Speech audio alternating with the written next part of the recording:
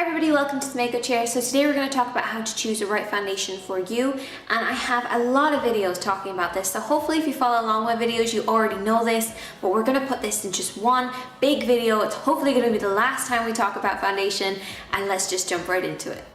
So the very first thing that we want to do is to find our undertone, because this actually helps us decide on not only just foundation, but it also helps us decide on the blush and bronzer and even eyeshadows that we decide to use. So it's a good idea to find out what undertone you have.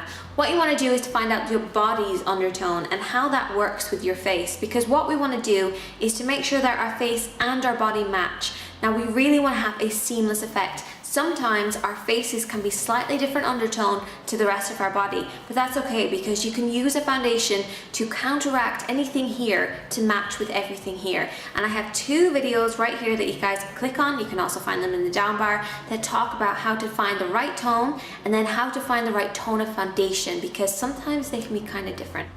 So once you know if you need a cool, warm or neutral foundation, it's time to move on to shade, and shade is from light to dark. Now I have a video right here which talks about how to make sure you get a seamless effect from your face to the rest of your body.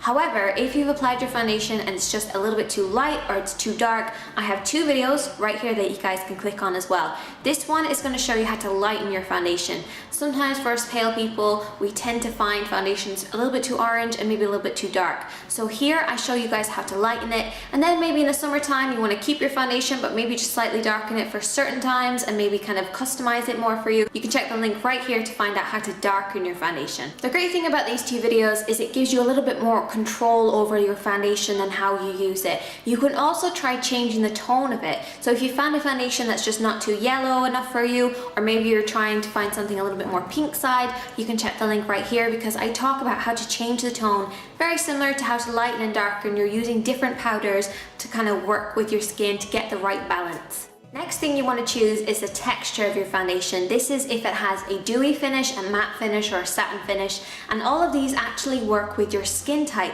So if you know your skin type, then you're going to have to find out which one is going to work for you. So the very first foundation type is a dewy finish, and these work best for flaky dry skin, regular dry skin, or even normal skin if you want that kind of moisturizing finish. The next one is complete opposite, and it's a matte finish, and this has no sheen to the skin. It usually has a matte or a powder finish, so it's going to look super kind of flat on the skin. This actually works better for people who have oilier skin type, obviously, because it's going to control more of those oils, but you can also use this if you have a normal skin type as well. But I would tend to try and stay away from matte finishes for anyone who doesn't have a really oily skin type, because it will just emphasize any dryness on the skin. And the third one is kind of a satin natural finish, and this is an in-between of the two. It's not quite matte and it's not quite dewy, and most foundations seem to have this kind of satin finish. And a satin finish pretty much works for everybody.